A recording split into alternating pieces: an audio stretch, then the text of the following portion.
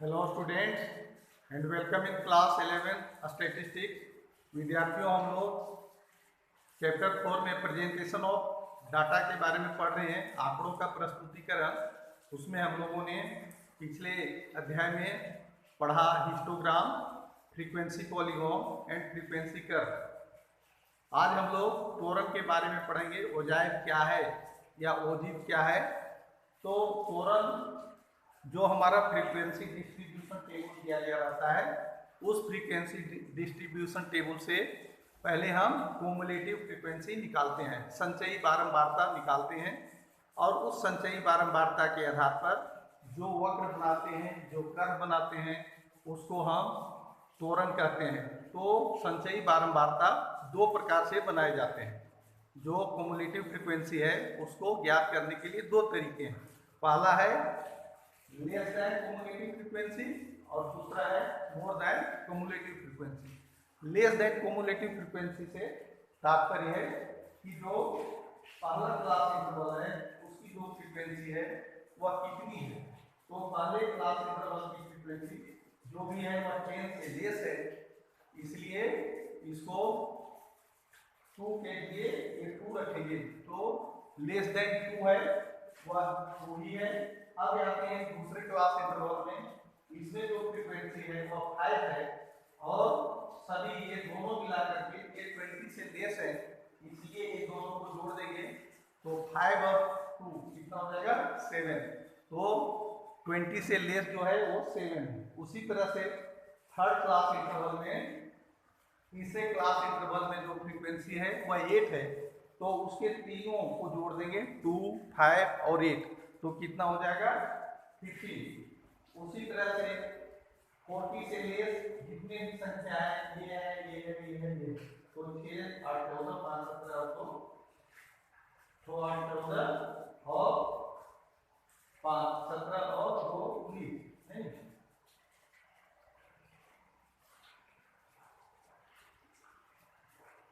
14, 5, 19 और 2, 21, ये 21 है। और इसी तरह से फोर्थ का जो सबसे बड़ी संख्या है वह 50 है, इसलिए 50 से सभी लेस है, इसलिए सबको जोड़ देंगे तो 25 आएगा। उसी तरह से मोर देन क्यूमुलेटिव फ्रीक्वेंसी निकालेंगे, मोर देन CF निकालेंगे। तो मोर देन CF सभी जीरो से बड़े हैं, जितनी भी संख्या है वो जीरो से बड़ी है, इसलिए ये 25 लिखेंगे। और आप दूसरे क्लास इंटरवल में आएंगे कि 10 से बड़ा कितना है, 10 से जो छोटा है वो कितना है 2 है, इसलिए 25 में 2 घटा देंगे, तो 25 में 2 माइनस कर देंगे 23 होगा। उसी तरह से इस चीज को घटाते जाएंगे, पहले 25 में 2 घटाए 23 आया, फिर 25 में 5 घटाएंगे, 23 में 5 घटाएंगे तो 18 आएगा, 18 में 8 घटाएंगे तो 10 आएगा, और फिर 10 में 6 घटाएंगे तो 4 आएगा। आपको याद रखना है कि जो more than less than cumulative frequency होगा, ये दोनों संख्याएं बराबर होगी, ये दोनों संख्याएं बराबर होगी। लेस देन क्यूमुलेटिव फ्रीक्वेंसी में जब हम याद करेंगे तो जो सबसे नीचे की संख्या होगा वह आपका n के इक्वल होगा, और जब मोर देन की फ्रीक्वेंसी निकालेंगे तो जो ये संख्या है और ये संख्याएं दोनों बराबर होगी। और जब इस तरह से ज्ञात कर लेंगे तो आप समझेंगे कि जो आपने मोर देन क्यूमुलेटिव फ्रीक्वेंसी और लेस देन क्यूमुलेटिव फ्रीक्वेंसी ज्ञात किया है वह करेक्ट है। अब बनाएंगे कर्व। बनाने के लिए क्लास इंटरवल को x एक्सिस पर लेंगे और क्यूमुलेटिव फ्रीक्वेंसी को y एक्सिस पर लेंगे। तो इसको बराबर संख्या में 10, 20, 30, 40, 50 को हमने इंडिकेट कर दिया। अब ग्राफ पेपर पर बनाएंगे, ग्राफ पेपर पर सब लाइन खींचे रहते हैं। अब इधर में 5, 10, 15, 20 और 25 लेते हैं। मैक्सिमम हमारा जो 25 है, इसलिए 25 लेंगे। अब इसमें सबसे पहले लेस देन क्यूमुलेटिव फ्रीक्वेंसी निकालने के लिए ये संख्या को लेंगे और इसको लेंगे। तो सबसे पहले 10 लेते हैं और यहाँ 2 है, तो 10 और 2 को हमने एक बिंदु डाल, 10 और 2 का जहाँ मिलेगा ये 10 है और इधर में 2, 1, 2 यहाँ होगा, एक बिंदु यहाँ बना है। अब दूसरी संख्या लेंगे 20 और 7, ये 20 है और इधर में 10 से नीचे 7 है, तो इस चीज को इंडिकेट करेंगे। और इसी तरह से इंडिकेट करते हुए सभी को हम स्ट्रेट लाइन से मिला देंगे और जो हमें प्राप्त होगा वह होगा हमारा लेस देन क्युमुलेटिव फ्रीक्वेंसी। तो ये हमने बना और उसके ऊपर में लिख देंगे लेस देन हो जाएगी। अब आते हैं मोर देन हो जाए के लिए। तो मोर देन के लिए ये जो छोटी संख्या है इसको सबसे पहले लिखिए 0 है, तो यहाँ 0 ये आपका यहाँ 0 है। अब यहाँ 0 लेंगे और ये संख्या लेंगे, तो ये 0 लेंगे 25, 0 और 25 इस बिंदु पर मिलता है, इसलिए उस बिंदु पर एक पॉइंट आएगा, यहाँ एक पॉइंट। ये पहला घर के लिए हो गया। अब दूसरा घर के लिए यहाँ इस बिंदु पर 10 है और इसके सामने 23 है, तो यहाँ 10 लेंगे और इधर में 23, 21, 22, 23 इस बिंदु पर हमने एक बिंदु डाला और इसी तरह से बनाते जाएंगे और सबको स्ट्रेट लाइन से आपके स्केल से मिलाएंगे। अब मिला देंगे और इसके आगे में लिख देंगे या मोर देन हो जाएगा।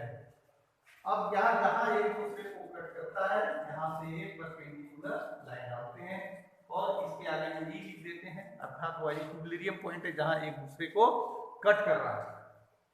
जहाँ एक दूसरे को जो परपेंडिकुलर है जहाँ मिलता है उसको हम मीडियन कहते हैं, इसलिए उसको एम से डिनोट करते हैं। और यह करीब करीब दोनों के बीच में है, इसलिए हम लोग मीडियन मानेंगे कि वह 25 के बराबर है। तो इस तरह से बिना कैलकुलेट किए हुए बिना कैलकुलेशन का यदि मीडियन ज्ञात करना है और आपका फ्रीक्वेंसी डिस्ट्रीब्यूशन टेबल दिया है तो इस तरह से कैलकुलेशंस ज्ञात कर सकते हैं। तो एक बार फिर से औजाइब क्या है? औजाइब है जो फ्रीक्वेंसी डिस्ट्रीब्यूशन टेबल दिया गया है उसका फ्रीक्वेंसी कोमुलेटिव फ्रीक्वेंसी निकालते हैं और उसके आधार पर जो ग्राफ बनाते हैं उसको हम औजाइब कहते हैं, त्वरण कहते हैं। अर्थात जो आपका बारंबारता वितरण सारणी दिया गया है उस बारंबारता वितरण सारणी में संचयी बारंबारता ज्ञात करते हैं और उसके आधार पर जो वक्र प्राप्त होता है, जो ग्राफ प्राप्त होता है उसको हम औजाइब कहते हैं। यह दो प्रकार से होता है, पहला मोर देन औजाइब और दूसरा लेस देन औजाइब। लेस देन औजाइब बनाने के लिए सबसे पहले कोमुलेटिव फ्रीक्वेंसी यहाँ लेस देन औजाइब लिखेंगे और इसको जोड़ते जाएंगे 2, 2 5 7, 7 8 15।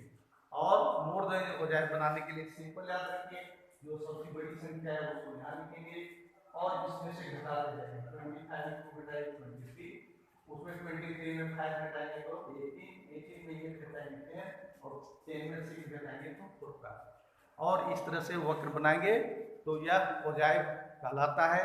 पहला है लेस देन औजाइब जो होगा वह हरदम अपवर्ड की तरफ होगा और जो मोर देन औजाइब होगा वह डाउनवर्ड स्लोपिंग होगा। तो इस तरह से जहां एक दूसरे को कट करता है वहां से एक परपेंडिकुलर लाइन डालेंगे और इस तरह से मीडियन प्राप्त होगा। तो इसको बनाएंगे, इसको जितने भी आपके बुक्स वगैरह में दिए हैं उसको बनाइए या आप इमेजिनरी डाटा लेके बना करके देखें और वह बनता है नहीं बनता है तो हमसे बात करें। धन्यवाद, thank you, have a nice day.